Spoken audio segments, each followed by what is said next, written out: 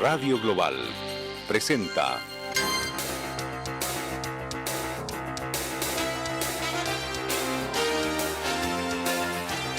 Por Siempre Sucre.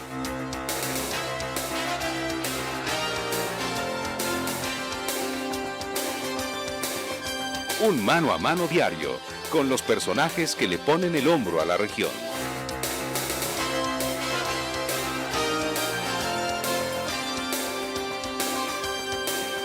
Por Siempre Sucre, con el sello inconfundible de Radio Global.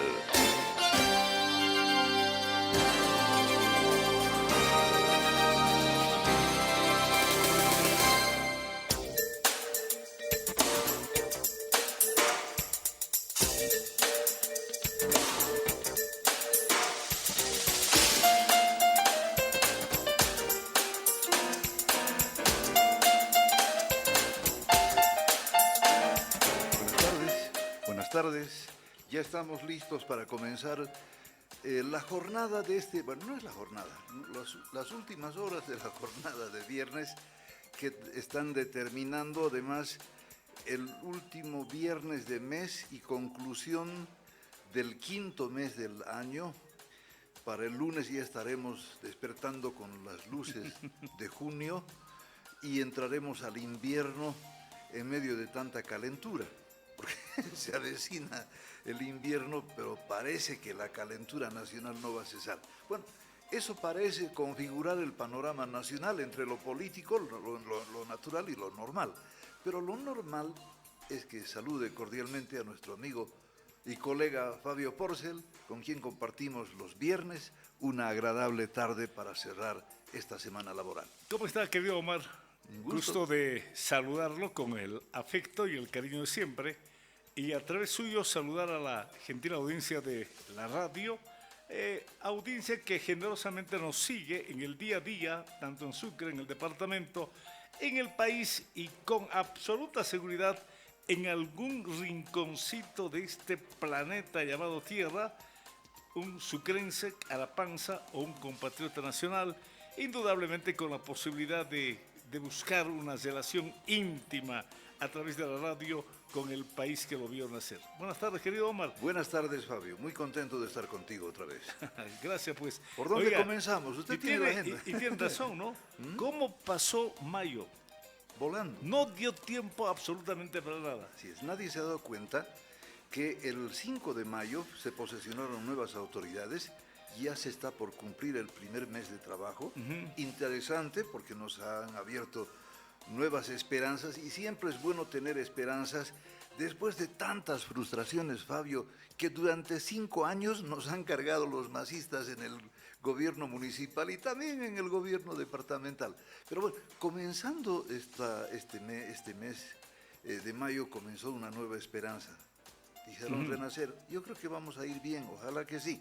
¿Usted qué opina? Ojalá. Bueno, todo cambio en la vida personal, familiar, en la sociedad, todo cambio hace que uno pueda llenarse de esperanza en mejores días, claro. Llenarse de fe para que ese cambio, para que esos nuevos vientos, esos nuevos aires que se muestran, signifiquen lo que dije hace rato, sobre todo esperanza.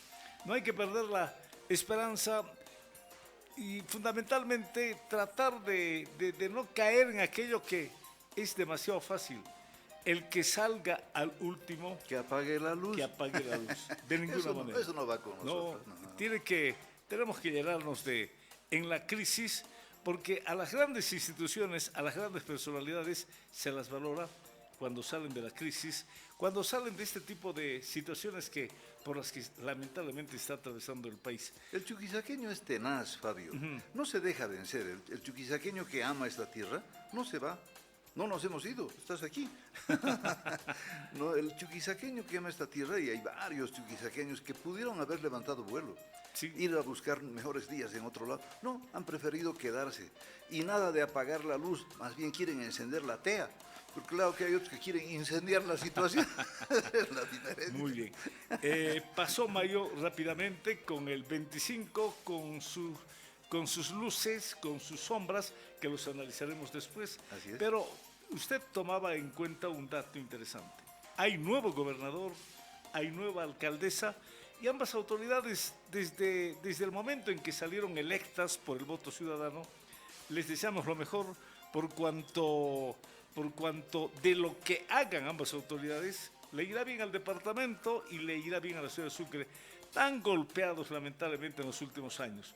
El señor gobernador del departamento, yendo por la cabeza del departamento, ha tenido anuncios muy importantes en eso que prácticamente, no digo que lo lanzó, lo consagró en una lucha tenaz de la corrupción. Alguien dirá, si nos dedicamos a buscar todo cuanto irregular, ilegal, delictivo pasó en la gobernación, no va a haber tiempo para que el gobernador trabaje pensando en los proyectos que indudablemente beneficien al departamento.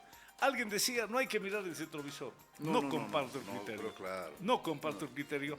Hay que ver el pasado con el retrovisor para no incurrir en los errores que lamentablemente entraron las anteriores autoridades, gobiernos municipales, gobierno departamental, etcétera, etcétera. Hay necesidad de ver por retrovisor. Ahora, el gobierno departamental, y apunto a esto, no podemos dejar pasar los hechos de corrupción, querido Omar. Por supuesto. De ninguna manera. Entonces, esos hechos de corrupción de verdad muestran actitudes, hechos que realmente, ¿qué le digo?, molestan, cabrean y hacen que el espíritu colectivo se moleste. ¿Cómo es posible haber pagado, de acuerdo a la denuncia del gobernador, acá no estamos especulando, cómo es posible que se haya pagado 48 millones de bolivianos por un tramo, por una vía carretera cuya longitud no pasaba de 8 o 6 kilómetros. 8 kilómetros, ¿no? Sí, 8 kilómetros. 6 o 8 kilómetros. Imagínese, uno de los muchos casos de corrupción, por sus fantasmas. Y quiero una precisión aquí, si me permites. Eso que tú dices es escandaloso y uno queda con la boca abierta y dice, ¿cómo pueden ser tan sinvergüenzas de haber cobrado 48 millones sin que la obra se ejecute o se acabe de ejecutar? Creo que alguito han sacado las hierbas, creo, nada más. Pero no es una carretera. Es un camino. Es la diferencia, ¿no? El camino es una cuestión secundaria, adyacente a una carretera. La carretera es la vía principal donde transitan ida y vuelta las movilidades y es generalmente interdepartamental. Los demás son caminos vecinales. Bueno, este es inclusive un camino entre comunidades, ni siquiera va de alguna capitales de provincia. Importante. Exacto. Bueno, eso que tú dices, Fabio, debe tener su sanción. Ya basta. ¿Cómo es posible que no tengan sangre en la cara para haber actuado de esa manera? Yo no entiendo cómo se creyeron impunes, creyeron que tenían derecho a meter la mano en las arcas de la prefectura, de la gobernación para llenarse los bolsillos y enriquecerse. Eso es imperdonable. Tiene que haber una sanción. Está bien la denuncia. Y ojalá el Ministerio Público actúe con la celeridad que en otros casos menores, absurdos, ha actuado y con una hazaña que uno se quedaba también paralizado, ¿no? Claro. Ese es un caso, hay otros más. Hay otros más, ya lo hizo 2 semanas atrás haciendo denuncias, procesos contra la ex autoridad, en este caso Damián Condori, otro caso con la Secretaría vinculada al tema social, otro tema con el CEDES, donde habló el gobernador dando cuenta de casos muy numerosos de supuestos hechos de corrupción, y en el último, el caso más sobresaliente, emblemático, fue la denuncia esa. No entiendo que hay otros casos más. No ha pedido, sino la radio le hizo recuerdo al gobernador que hay un tema pendiente. Estamos hablando de 14 millones que pagó la gobernación por un trabajo que no cumplió una empresa que se adjudicó el módulo 1, movimiento de tierras. Al parecer no se ejecutó la boleta, entraron en juicio y paradójicamente perdieron el juicio. Está ganando quien recibió 14 millones de bolivianos. Yo creo que es un tema también que tiene que aclarar la gobernación del departamento. Si está ganando la parte que recibió la plata y no ejecutó nada, hay pues mecanismos de carácter legal, porque los delitos en el Estado no prescriben. Primera cosa. Entonces, hay necesidad de aclarar. Yo creo que estamos asistiendo recién después de 20 años de acoso, 20 años de corrupción. De oscurantismo. Donde nadie podía decir nada. Así es. Pobre del tipo que diga algo. Así. Ministerio Público Proceso. adentro y a la cana. Sí. Ahora, yo creo que los tiempos se están cambiando. Le cuento que la Contraloría parece que tiene una nueva autoridad y está sacando dictámenes importantes en temas de supuestos hechos de corrupción. Sacó, entiendo, de un hospital acá en Surima, en Surima, un esqueleto de cemento donde ya hay gente involucrada en los hechos irregulares. Para decir que hay esperanza que en la Contraloría también, ante denuncias, salgan dictámenes dando cuenta de lo que realmente pasó y, si es posible, para que la autoridad respectiva, la pertinente, pueda presentar la denuncia ante el Ministerio Público. Lo que hay que evitar es el revanchismo. Lo que hay que evitar es que estas acciones legítimas, legales, que deben ejecutarse en contra de quienes han dañado o defraudado al departamento o se han enriquecido ejerciendo actos de corrupción, estas investigaciones no deberían darse ni pueden darse en el marco de una rabieta, de una venganza personal o de motivaciones que no sean las estrictamente institucionales. Eso para limpiar también la acción, porque cuando tú percibes que alguien está haciendo algo por venganza, eso le resta pierde, ¿no es cierto? Le resta legitimidad a la acción. Exactamente. Pasando de la gobernación a la alcaldía, porque ya nuestro invitado, quien va a participar también en la conversación. El incógnito, aquí está, ya lo veo. Muy bien. ¿Cómo está, querido Jaime? Un gusto de saludarlo. Buenas tardes. Buenas tardes, bienvenido. Muy buenas tardes. Buenas tardes, Jaime. A ver tu micrófono. Omar, un saludo para ti, un saludo para Fabio, a tus órdenes. El momento que manifieste, yo los estaba escuchando y los estaba viendo. Y obviamente están hablando de un tema muy interesante que es la corrupción, ¿no? La corrupción, que viene del término corruptio, que quiere decir putrefacción en el latín, pues las sociedades no han podido erradicar el mismo, pero sí se puede reducir al mínimo. Los países menos corruptos son justamente Finlandia, Noruega y cuando no Suiza. Son los países de lujo prácticamente, donde no se usa lo que se dice robar al Estado es robar a nadie. Ese principio definitivamente no puede existir y ese es un mal que existe en Latinoamérica evidentemente y cuando no en nuestro país boliviano, que es evidentemente pobre. Ya dijo Bukele, ¿no? Bukele dijo, si no se roba hay nomás plata que alcance. Claro. Mira, es que el tema que acaba de abordar a quemarropa nuestro amigo Jaime Hurtado, a quien nuevamente le saludamos con todo afecto. Yo creo, Jaime, que la corrupción, Fabio, creo que la corrupción se siente a sus anchas y bien impulsada y muy motivada cuando hay autoridades que, debiendo fiscalizar, que debiendo hacer un saneamiento de las actividades institucionales, evitando que haya enriquecimiento ilícito, cuando hay impunidad, entonces la corrupción campea, se fortalece, se vigoriza. Se vigoriza también cuando un juez no ejerce su actividad de juez para castigar a los corruptos que han llegado hasta su juzgado y a veces llegan, ¿no?, la posibilidad de que se salven de cualquier sanción penal. Cuando eso ocurre, habiendo elementos de prueba, habiéndose trabajado para demostrar que hubo corrupción y un juez no sanciona como corresponde, la corrupción se fortalece.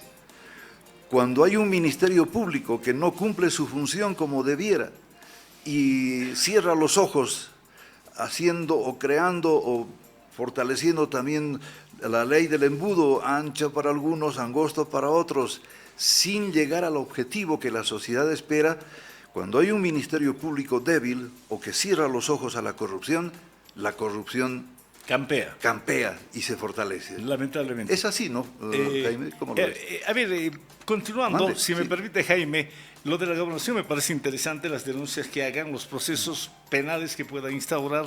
El asambleísta Felipe Carvajal en algún momento dijo: vamos a impulsar procesos penales, compra de terrenos en Alcantarí, compra de terrenos para la ciudadela judicial, en el tema de la terminal de buses. Vamos a guardar que las diferentes autoridades, sobre todo del ente deliberante municipal, del ente fiscalizador, asamblea departamental, puedan cumplir su obligación.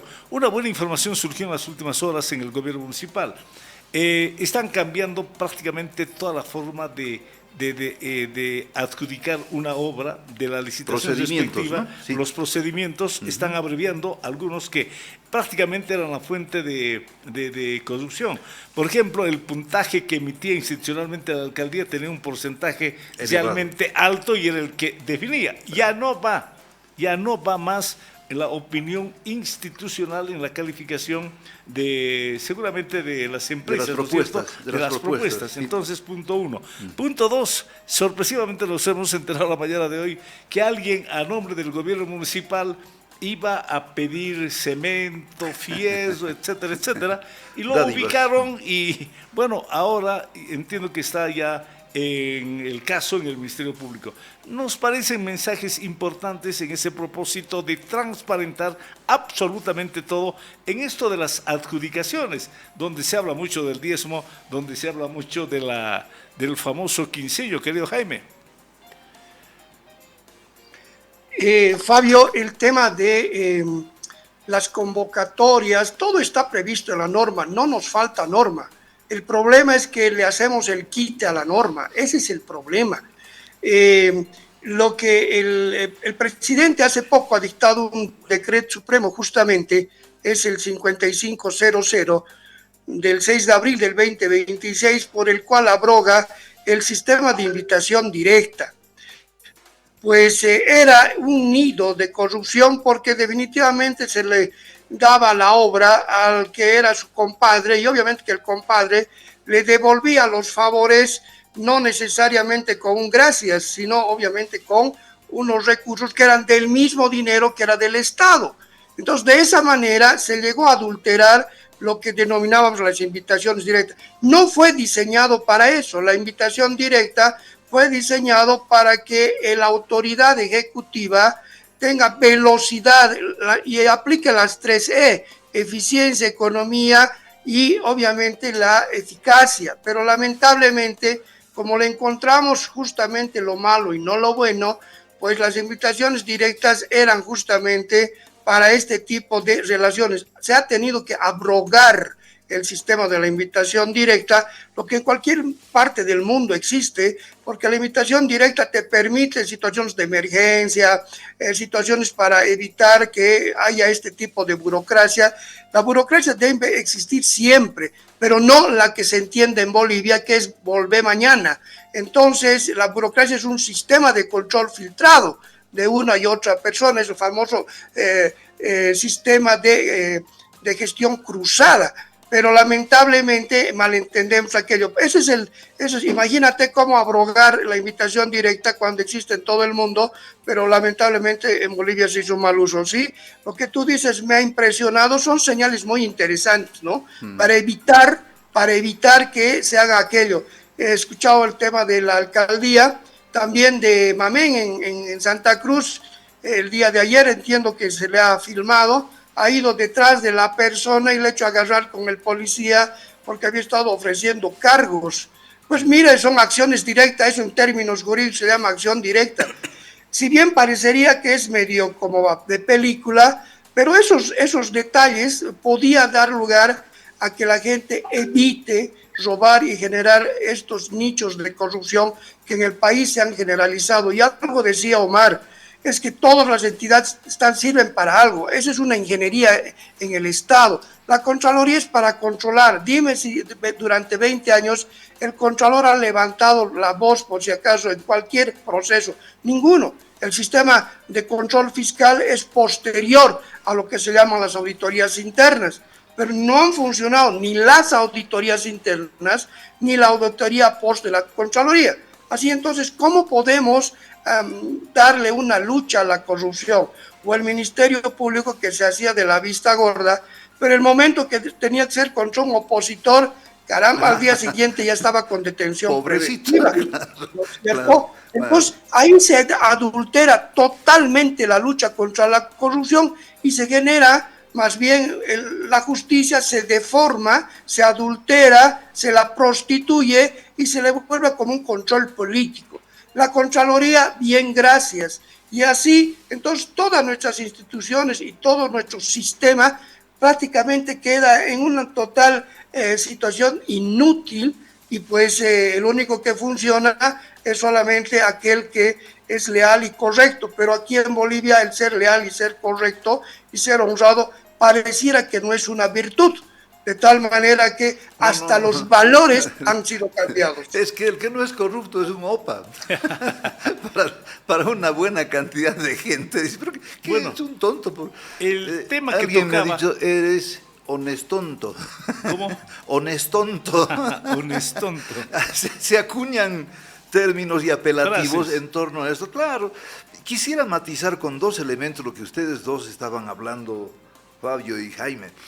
Uno, se ha eliminado del procedimiento para contrataciones en la alcaldía, y eso es muy bueno, esa famosa calificación institucional que era la que servía para torcer o para favorecer al que quisieras que gane una licitación y se adjudique una obra generalmente millonaria, porque ahora las obras no habían sido de 20,000 dolarcitos. Imagínate una cuadra con 26 centímetros está prevista que va a costar como 4,5 millones. Usted sabe que... La claro, final de la calle Urcullo que une con la Camargo, ¿no? No, la prolongación de la J. Prudencio Bustillos. Esa también. Esa obra, Sí. en la época del alcalde Iván Arciénega, Sí. costaba 500,000 bolivianos la apertura de la calle. Ya. 100 metros, no más, 100 Sí. metros, ¿no? Significaba 500,000 bolivianos, póngale. Así es. En la nueva gestión municipal posterior a Iván Arciénega, Sí, la que siguió. 4 millones de bolivianos. Imagínense. Ahora, con la Ha nueva bajado. autoridad municipal, la doctora Fátima Tardillo, esa cuadra costará 1,900,000 bolivianos. Bueno. Hay mucha Sí, diferencia. hay mucha diferencia y mira cómo puede ser, cómo me explican técnicamente que aquello es posible, bajar los costos de una manera tan abrupta.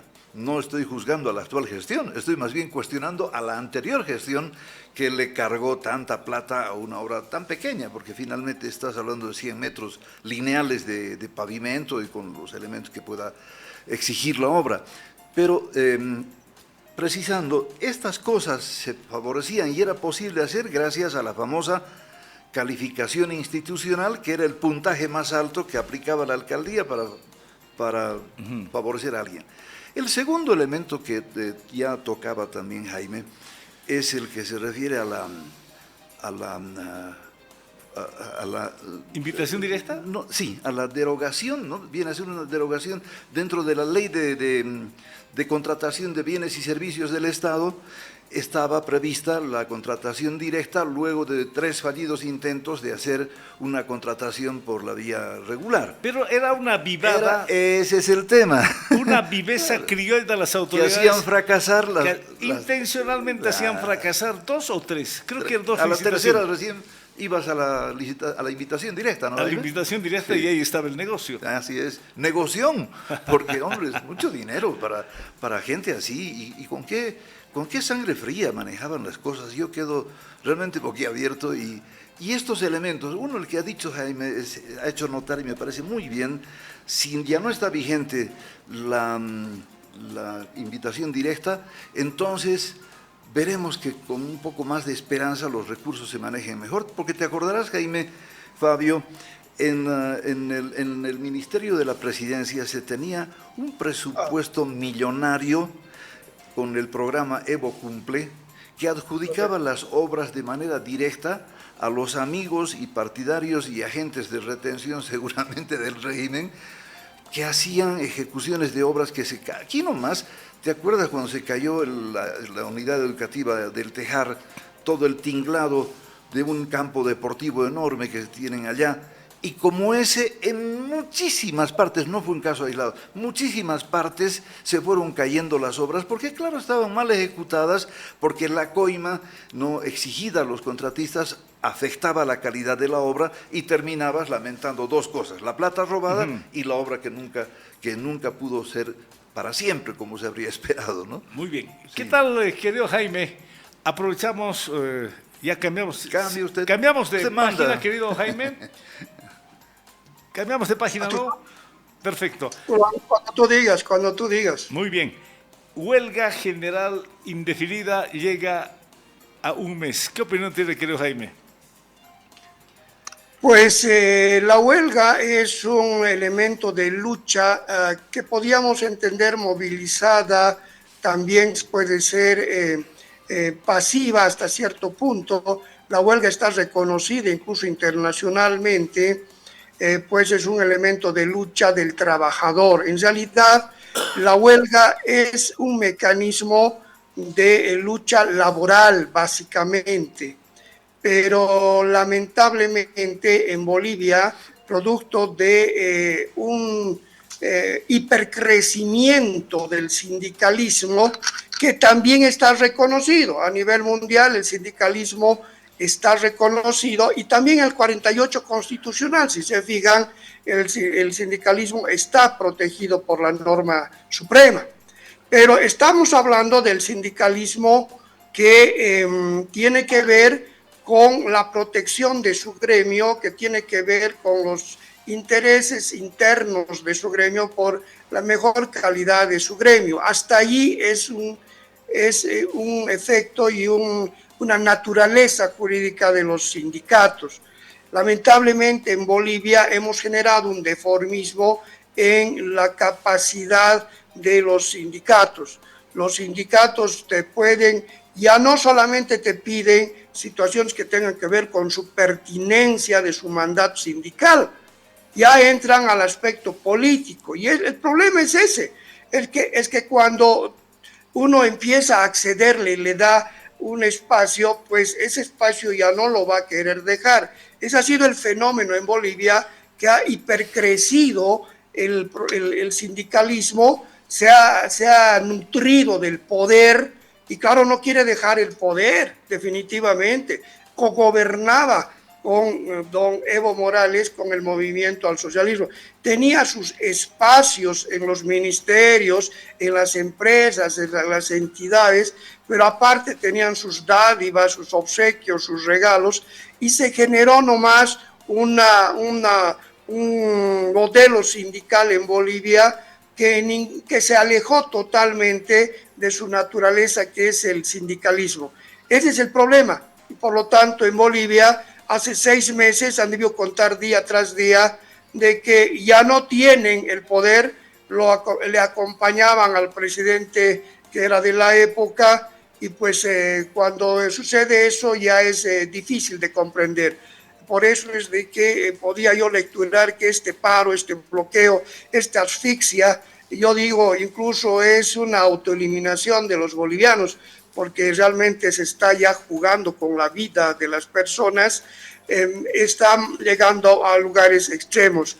La huelga que yo sabía era cuando llegaban al último, incluso era en forma progresiva, porque la huelga es de ratio, es decir, es al último cuando se hace.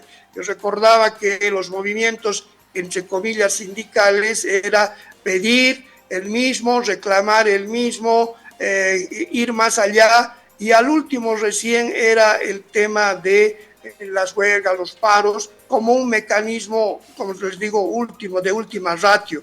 No, en Bolivia ya no es necesario eso, ya se ha pasado eso, se ha abreviado todo ese proceso, y definitivamente se va a la huelga, al paro, al bloqueo, a tomar las venas que tiene el país, que son las carreteras.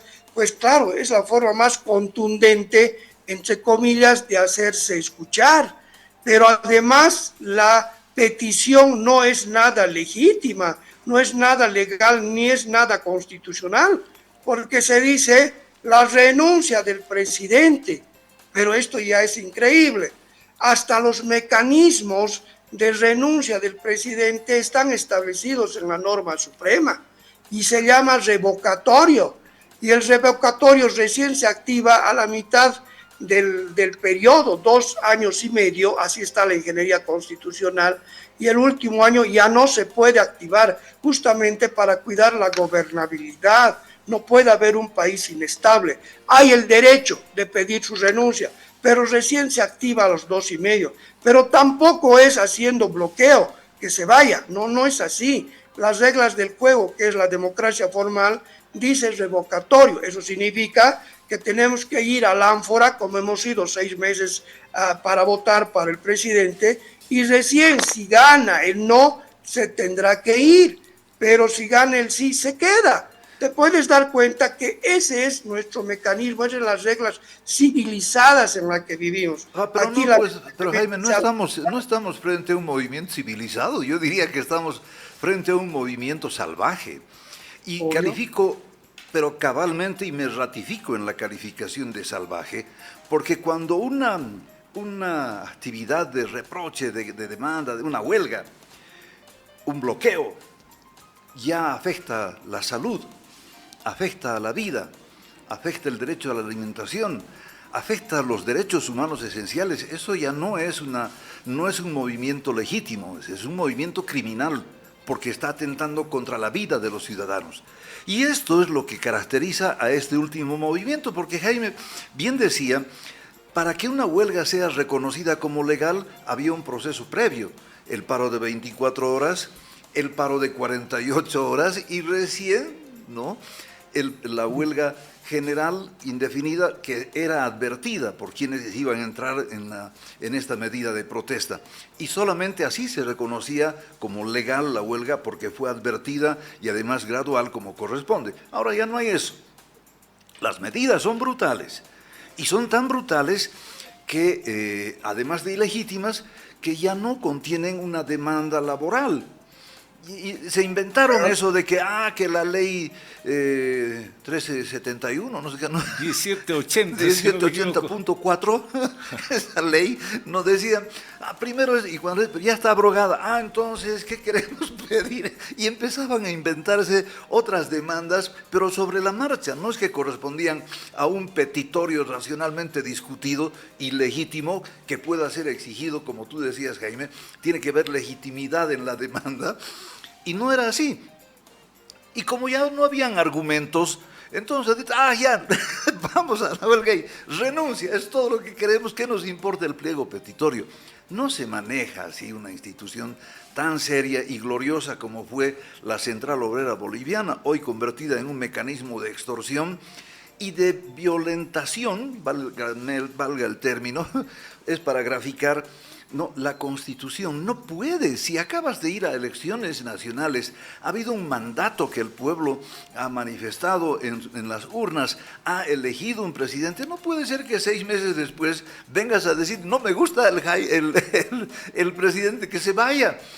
Además, sin argumentos y con peticiones imposibles, peor aún con un Estado que está en quiebra, producto de una mala administración de 20 años que hemos tenido que soportar y que, encomendada al nuevo presidente, resulta que, como él dijo en su momento, es un Estado en quiebra.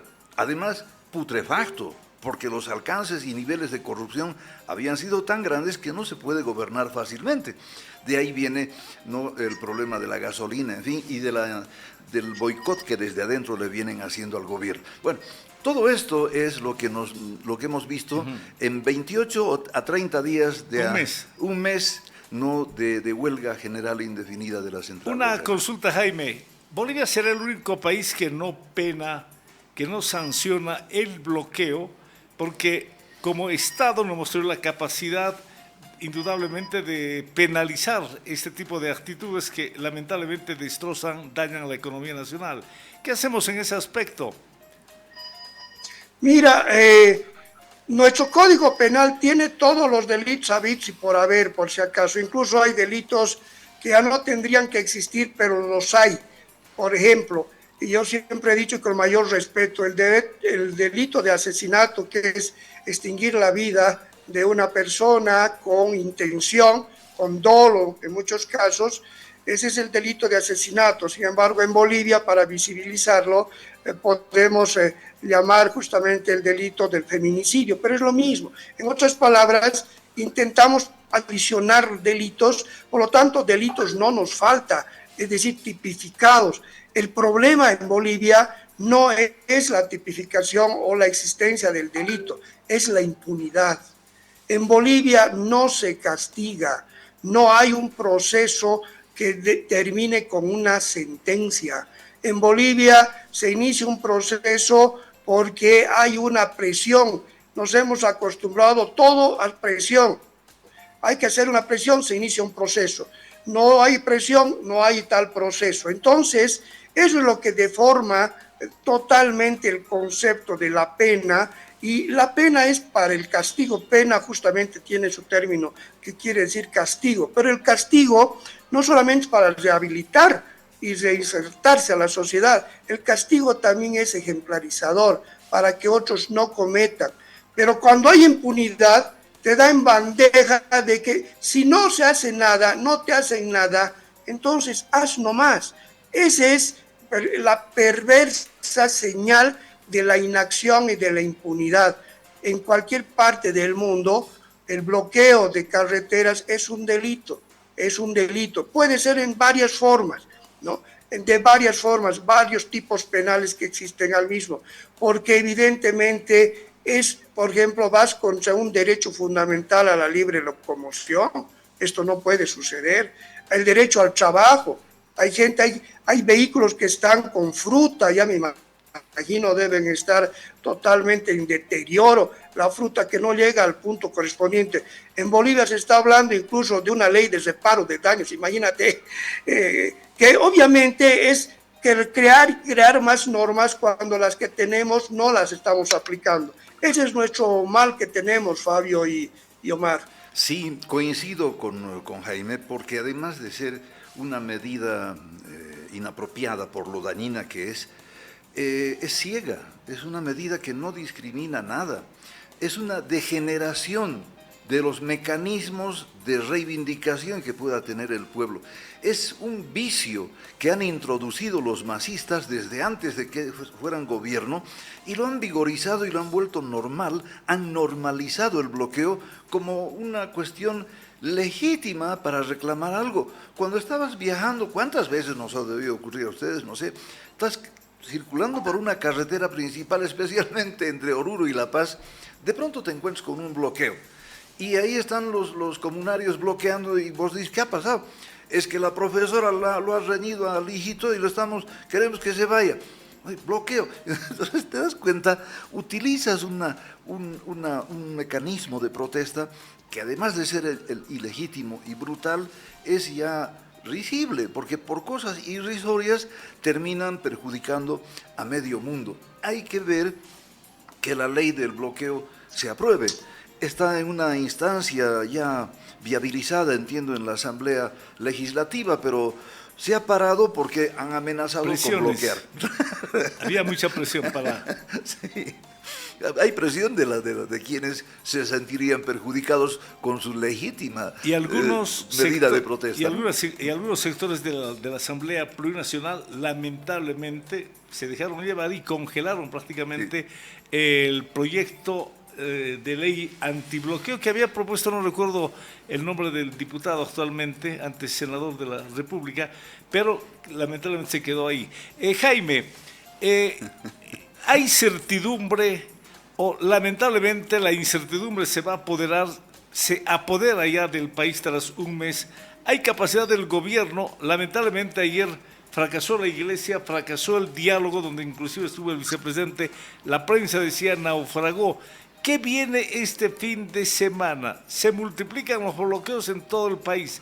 ¿Seguiremos en esto? La gente pide, los comités cívicos le piden al presidente del país utilizar el estado de excepción, inclusive con carácter regionalizado. ¿Seguirá este ambiente que nos agobia, que nos mantiene con el Jesús en la boca, o el gobierno tendrá capacidad de dialogar o, en su caso, de utilizar el instrumento que la ley le permite? ¿Qué dice usted, Jaime? Fabio, el tema del estado de excepción está en el 137 al 140 constitucional. Está totalmente regulado la norma. Sucede que en estado de convulsión interna corresponde o puede el presidente, esto es una competencia privativa, de declarar el estado de excepción por un decreto supremo que no puede durar más de 90 días. Este decreto supremo de 90 días puede ser ampliado por otro periodo, pero ya con la autorización de la Asamblea Legislativa, pero al mismo tiempo debe ser remitido al Tribunal Constitucional para fines de control del estado de excepción, porque puede ser de que el gobierno, no digo cualquier gobierno, porque esto es una ingeniería constitucional, no está, es impersonal, no, en el que se refiere que el Tribunal Constitucional debe ver y velar que la restricción de los derechos no sean excesivos y sean proporcionales a la convulsión. Entonces, esto está previsto, esto no estaba en la antigua Constitución, en la nueva sí la hay, el Tribunal Constitucional tiene su acción en un estado de excepción. ¿Cuál es el problema del estado de excepción? Que muchas personas no la conocen, que el estado de excepción, si la declaras, no puedes volver a declarar posteriormente, no es como tener una carta de ASI y utilizarla las veces que quiera, es una sola que la tienes que utilizar por la misma cuestión. Entonces, un gobierno tiene que calcular aquello porque no se sabe si este ha sido es realmente catastrófico, si una posterior podía ser peor. En ese caso ya no se puede decretar un estado de excepción. En otras palabras, es nomás una bala de oro que se la tiene y hay que cuidarla, ¿no? Ese es un detalle que no conoce muchas veces la gente. Y el estado de excepción también es otro tema que no he escuchado que hablen muchos colegas, es el tema de que cuando se declara el estado de excepción, abres la competencia del control de la convencionalidad. ¿Qué quiere decir eso? Que el sistema interamericano, Bolivia ha firmado el Pacto de San José, Bolivia resulta siendo ya revisado o observado por el sistema interamericano en el que está la Comisión Interamericana de Derechos Humanos. Si hoy en día nuestra imagen de país ha bajado bastante, te puedes imaginar si declararía un estado de excepción. Entonces, para mí que el presidente, obviamente, y sus ministros están calculando cuándo puede ser un estado de excepción, porque hay estos pequeños grandes detalles, ¿no? Ya el Pacto de San José te dice que ya puedes revisar, y el que está pidiendo, el convulsionador, en otras palabras, puede convertirse en víctima y denunciar a la Comisión Interamericana, y Bolivia tendría que estar siendo revisada. Ese es un detalle que a nadie le he escuchado decir y prefiero decir al respecto. Entonces, el estado de excepción tiene sus cuidados, pero obviamente que otro cuidado es de que si declaras estado de excepción y no puedes sostener el estado de excepción por un sinfín de situaciones, temas logísticos, temas de la capacidad de nuestras Fuerzas Armadas, nuestra policía boliviana, los pertrechos que tengamos, la estrategia, la táctica que tal vez no sean lo suficiente, tu estado de excepción, después de eso, ¿qué puedes hacer? La nada, ya no hay nada más allá. Entonces son varios elementos para aquello, por este tema del estado de excepción, pero pues el gobierno tiene su competencia privativa y lo puede hacer. Hace unos días se ha abrogado, hace unas horas, una ley de copa que te daba una complicada situación. Yo siempre dije, y por tu medio también, una ley, es decir, una norma infraconstitucional jamás va a anular el 137 al 140 constitucional. El presidente tiene la competencia privativa. El tema es cuándo lo hace y cómo lo hace. La verdad que el país se está asfixiando. Hasta donde leí, hay como que 80 ya bloqueos en el país, es decir, se está extendiendo por el territorio boliviano y en lugares que son de mucha importancia, y eso hace que el país se vaya poco a poco quedándose prácticamente en una situación de inercia, y la inercia es terrible. Y a eso el Comité Cívico, el día de ayer en una reunión, le ha dicho claro, ¿no? le ha dicho un estado de excepción, porque nosotros estamos muriendo también, estamos muriendo de hambre, las empresas están cayendo y el presidente está en una encrucijada realmente, y el fin de semana no sé lo que va a salir, porque el diálogo, para un diálogo se necesita que haya dialogadores, pero en este caso no hay ni siquiera un portavoz que te pueda bajar a las bases, que son bastantes, de tal manera que yo veo hay una dificultad en el conducto del diálogo. Sí, mira, yo lo que veo es que esta es una pugna entre débiles. Son tan débiles los que están en esta revuelta del bloqueo que 28 días después no han podido lograr su objetivo de la renuncia del presidente de la República. Y es una medida, es un movimiento tan débil porque no tiene legitimidad.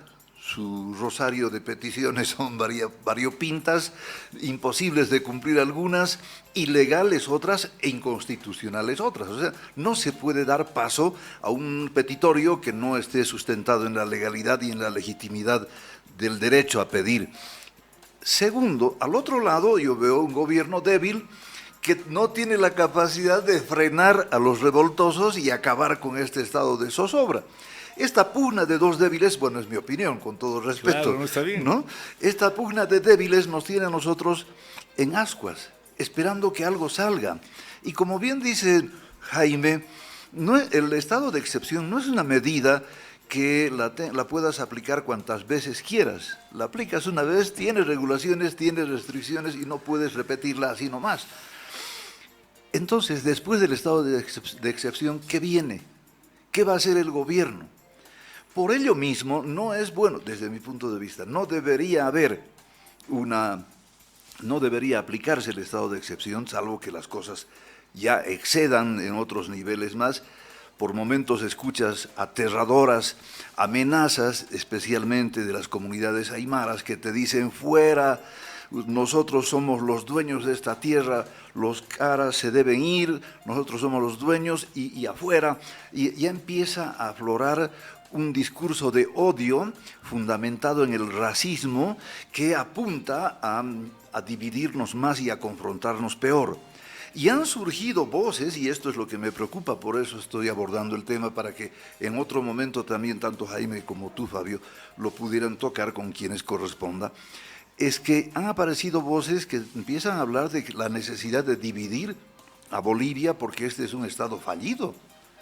Y sabes que son voces que pesan, de algún modo tienen llegada nacional. No sé si la has escuchado a Sayuri Loza en Radio Fides, que es una interesante persona, pero que haya dicho y salido de ella una propuesta que ratifica la propuesta de otro analista también de mediano peso y empieza a preocupar. Debemos preservar por encima de todo la unidad de Bolivia como nuestra nación, que no es producto de un nacimiento forzado. Bolivia corresponde a un espacio territorial desde la colonia, ¿no? Cuando fuimos articulados y fuimos parte de una parte importante de este proceso de administración de la corona, especialmente de la justicia y el poder. Entonces tendríamos que ver que los bolivianos tengamos mucho cuidado de no caer en el discurso del racismo y no caer y ni dejarnos llevar por estas otras propuestas absolutamente peligrosas, como es hablar de la división de Bolivia en dos estados, un estado plurinacional, esa es la propuesta, y una república de Bolivia. Quien siga alentando este discurso, esa persona sí tiene que ser cuestionada por los niveles legales y los niveles sociales que corresponden. Una consulta, querido Jaime. Hablaba de creo que ha habido un problema con Jaime. Sí, podemos reponer. Por favor, inmediatamente reponga el contacto. El contacto con nuestro por favor, invitado para el diálogo de los viernes. Siga. Sí, porque con Jaime estuvimos abordando una temática interesante. Yo creo que no podemos, que no quede incompleta la apreciación y que no quede incompleto el razonamiento como la información. Bien, usted hablaba de débiles, una especie de empate. Sí. o incapaces. Los movimientos no van a salir con el gusto de que se anuncie Rodrigo Paz. No va a denunciar No va a Rodrigo llegar. Paz. Es muy, Seguro. muy difícil. ¿No? Y Rodrigo Paz anda con el temor de aplicar el estado de excepción, ¿no es cierto? Así es. ¿Aplica o no aplica? ¿Recuse o no recuse a esa posibilidad que le da la Constitución Política del Estado? Tocaba un aspecto importante, Jaime, de los operadores políticos. Todos coinciden en señalar que Rodrigo Paz está solo.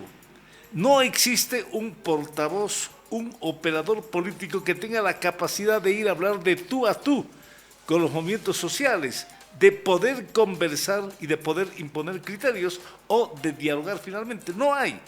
En su momento apareció un portavoz que ahora no aparece. ¿Recuerda usted? Sí, sí, sí. Hace 2 semanas Galvez, creo es. apareció un portavoz que Sí. hoy prácticamente Callado. desapareció, callado, no dice absolutamente nada, porque no tenía una empatía como para poder llegar a los grandes sectores y tener la posibilidad o capacidad de poder dialogar y convencer lo que quería o planteaba el gobierno, ¿no es cierto? Sí, sí. Luego, el famoso ministro de la Presidencia, Lupo, prácticamente desapareció. Ha bajado la caña Y ya no está no, tan entusiasta apoyando. Sí. ya no está apoyando con mucho entusiasmo, no sale al frente a defender la posición de Rodrigo Paz, a defender la posición del gobierno y está con temas más burocráticos que indudablemente son de su cartera de Estado. de su ¿no? cartera de Estado. De tal manera que la coincidencia de mucha gente al manifestar que Rodrigo Paz está solo, no tiene absolutamente a nadie. Apareció por un momento el ministro de Obras Públicas saliendo en defensa, pero me imagino el trago amargo que debió beber el pasado viernes, hace una semana, cuando en algún momento se hablaba inclusive de que lo habían secuestrado. El ministro al fue primo hermano del presidente. Claro, cuando en su calidad de ministro de Obras Públicas fue por la carretera a Oruro, ¿no es Así cierto? es. Y me imagino lo que pasó con un antecedente. Recuerda que en el gobierno del MAS, no sé si en el gobierno de Evo Morales, un ministro, Illanes, si no me equivoco, fue Illanes, viceministro de Seguridad Ciudadana. Viceministro, Sí. fue a hablar con los que estaban en la convulsión, Con la los gente mineros. que estaba bloqueando con los mineros. Sí. ¿Y cómo terminó? Lo mataron. Y seguramente en algún momento se le cruzó también la idea esa, porque la mente es muy malvada, ¿verdad? Entonces, no hay un portavoz que acompañe a Rodrigo Paz, no hay un operador político que tenga la capacidad, como planteaba Jaime. ¿Qué opina al respecto, querido Jaime? Sí, el gobierno tiene varias deficiencias, desde luego, pero pues no está para que se diga que renuncie. No lo ha hecho tan mal el gobierno por aparte, porque las reservas internacionales, el RIN, ha mejorado bastante en solamente 6 meses. Es decir, el movimiento al socialismo dejó prácticamente en el piso las reservas internacionales. No había sobre qué tener las reservas y en 6 meses se les ha tenido, para que se den cuenta que no está tan mal, no lo ha hecho mal. Hay otros detalles que evidentemente no ha podido encontrar una habilidad, una destreza en el ejercicio del poder. Evidentemente ha ingresado por el sistema del balotaje, es otro tema larguito para hablar. En Bolivia hemos estrenado el sistema del balotaje justamente con el presidente Rodrigo. En todo el mundo ya había el balotaje y es la segunda vuelta y son los 2 más votados. Tiene un porcentaje en votos, si vamos a ir a los números, a la aritmética, 55% de votación es fuerte, no es mayoría absoluta. Si antes los gobiernos entraban con 20%, etcétera, y eran producto de acuerdos, entonces eran los partidos los que eran de alguna manera fuertes. Como no hay partidos, entonces hemos ido a un balotaje donde hay el voto, se cuenta el voto, está ahí en los resultados del tribunal, pero ese voto no se llega a convertir en un apoyo a los 6 meses, lo que yo estoy notando. A los 6 meses ya se pide esto, se pide el otro, y pues se le ocurre también pedir el otro para seguir robusteciendo y reclamar.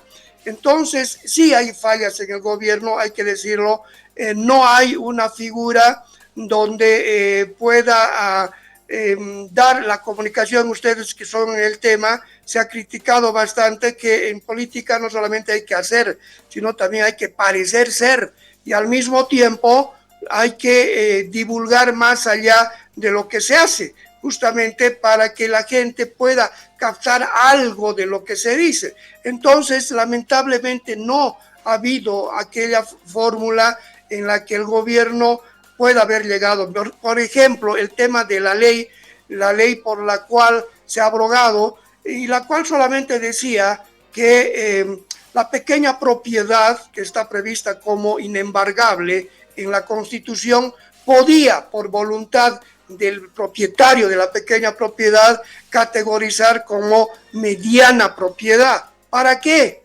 Para que pueda ser sujeto de crédito, para sacar una hipoteca, sacar dinerito, para que me entienda la gente, y con eso inyectar capital y generar, no será una agroindustria, pero generar procesos de producción mayor en su agro. Eso decía esa ley, para que se den cuenta que no hubo la difusión correspondiente, y pues los de tierras bajas fueron a decir de que les iban a quitar y que por eso era, y fueron, y a tal punto que han tenido que ir hacia atrás y han tenido que abrogar una ley que para mí no es dañosa, por si acaso, pero ya fue tarde, ya se ha abrogado esa ley.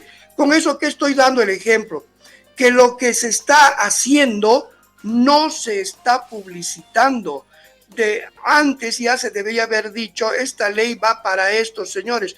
No hubiera habido la marcha de tierras bajas, no hubiera habido una señal de debilidad del gobierno, porque abrogar una ley significa una señal de debilidad. ¿Y quién captura la debilidad? Pues aquel que está con ganas de convulsionar.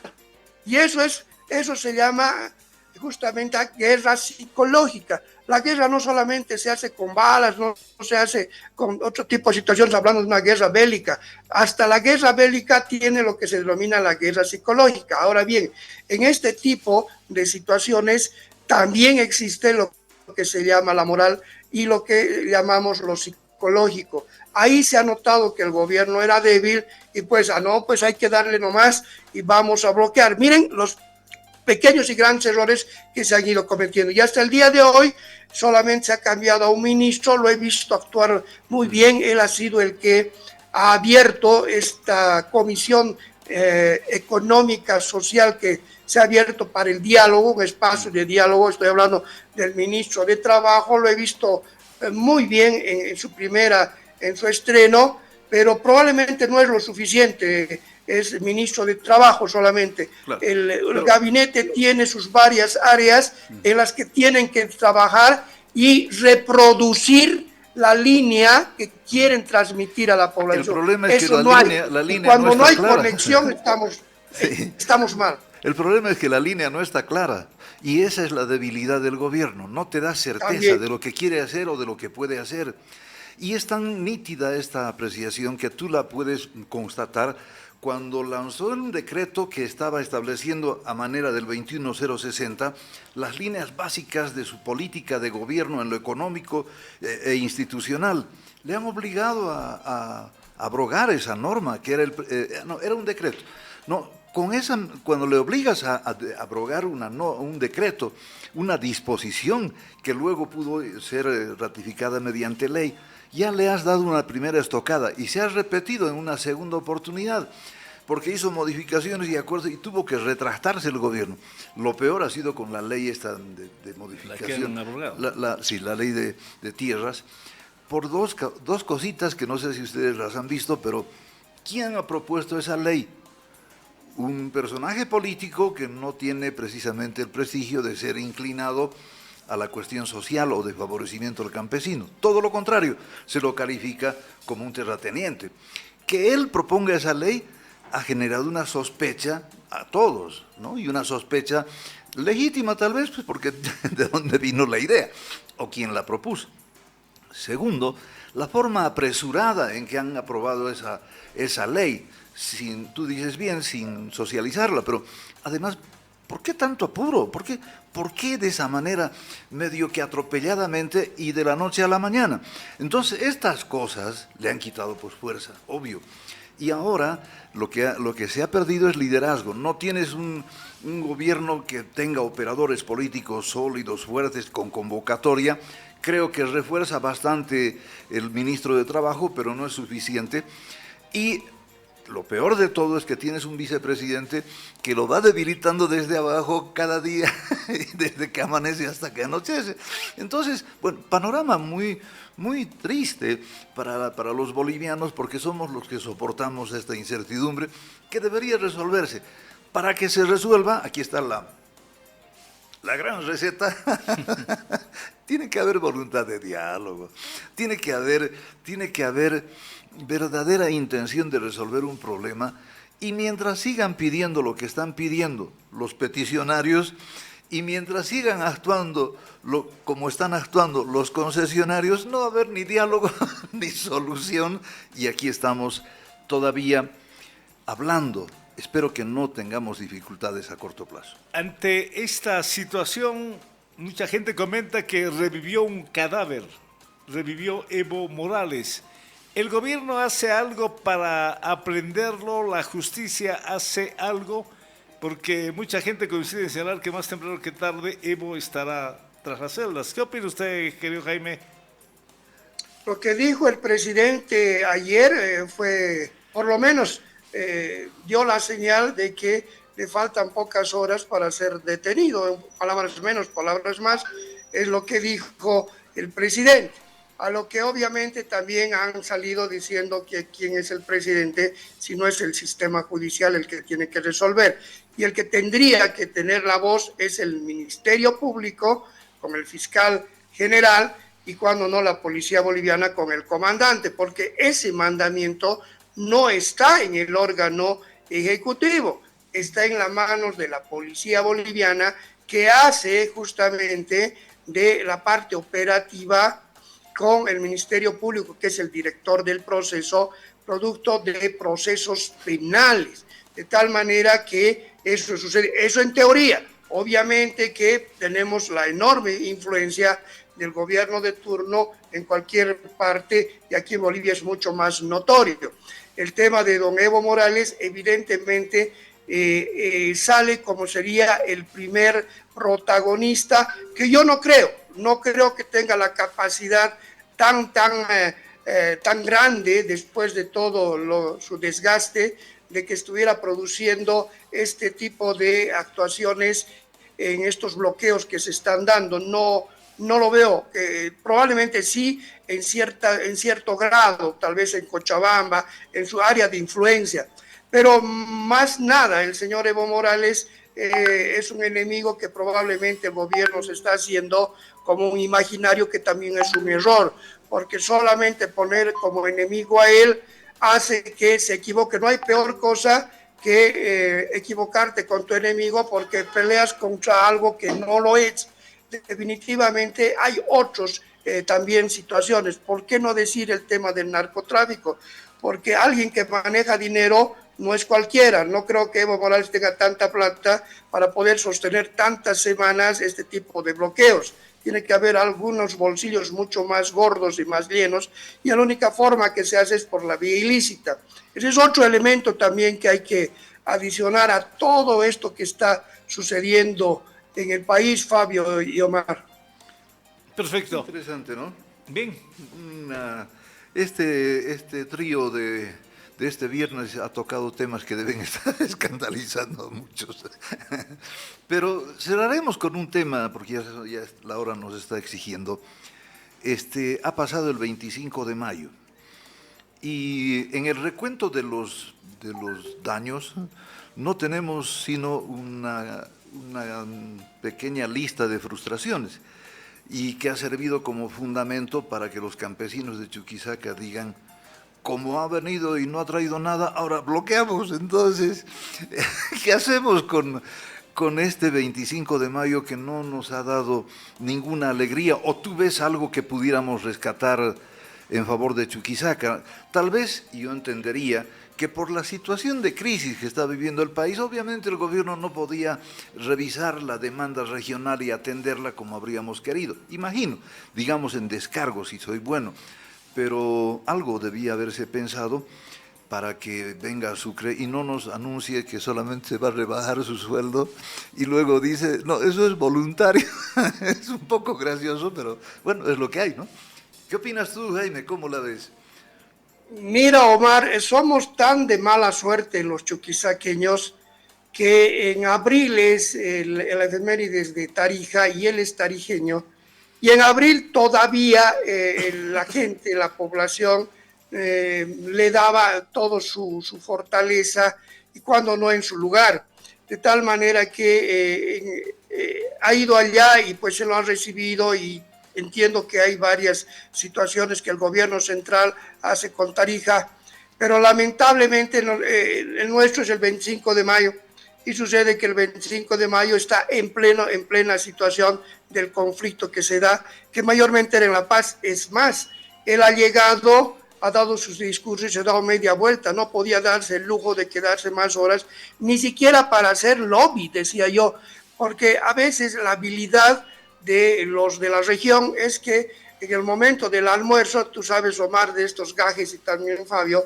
en el momento del almuerzo, cuando se invita, pues hasta ahí se puede hasta seguir hablando del tema, y a veces esos lobbies funcionan, pero ni siquiera ese espacio de lobby ha habido.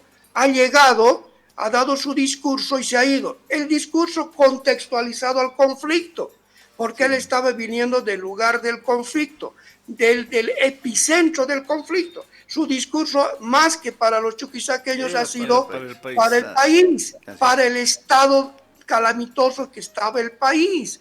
De tal manera que hasta hemos perdido el discurso que probablemente hubiera generado un cuasi contrato, un cuasi compromiso, si queremos ser los abogados antiguos podríamos decir aquello, porque a toda promesa hay una deuda, hay un dicho.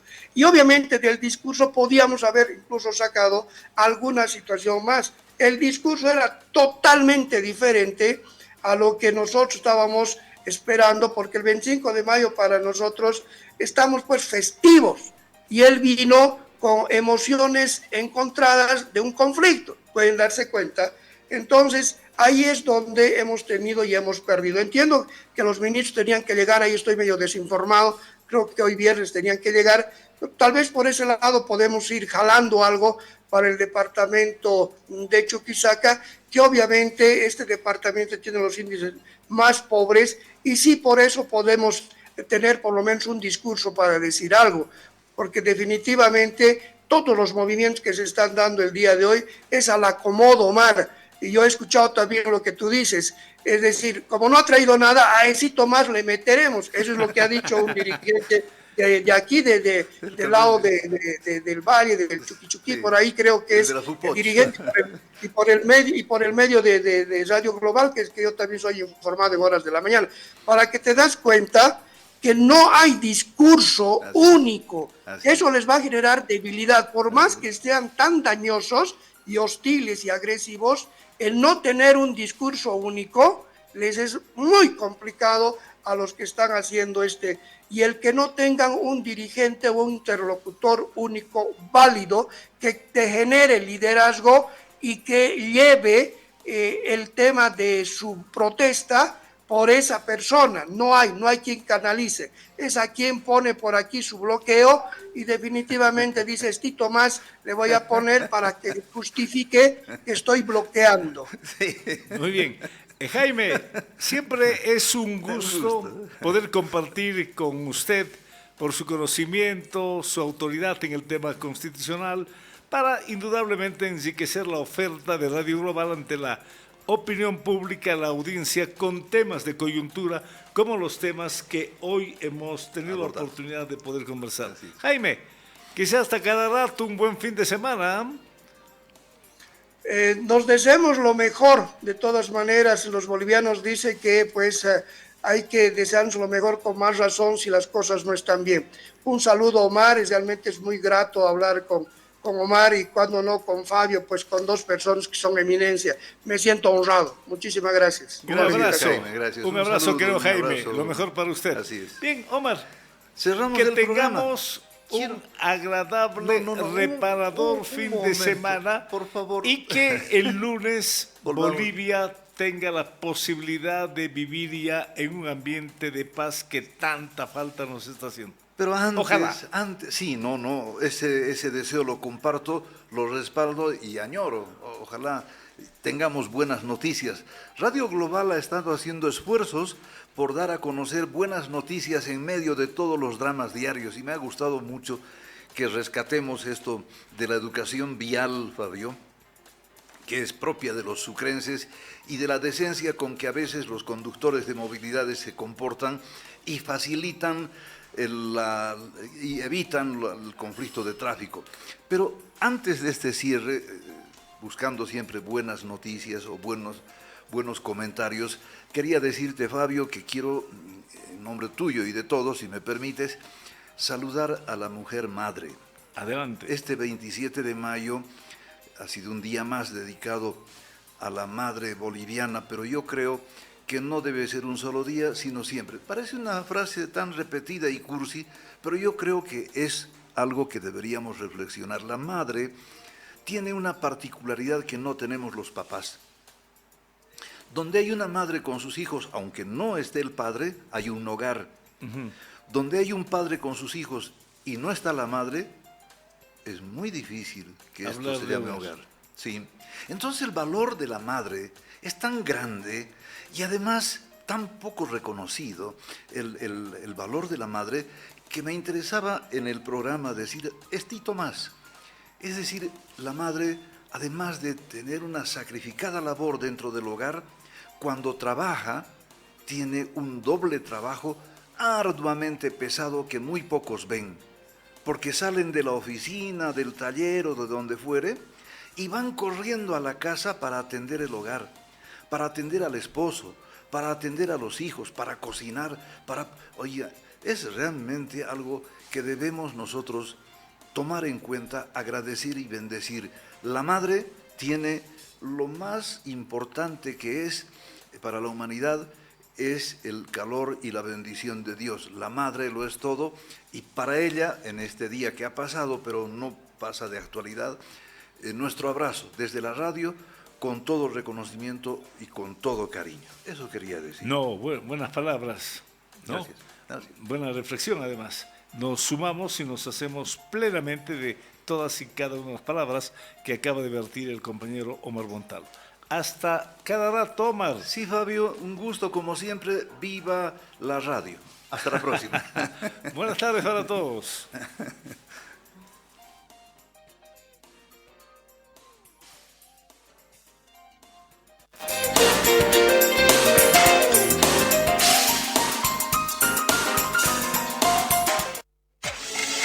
Estamos construyendo lazos de amistad para una integración de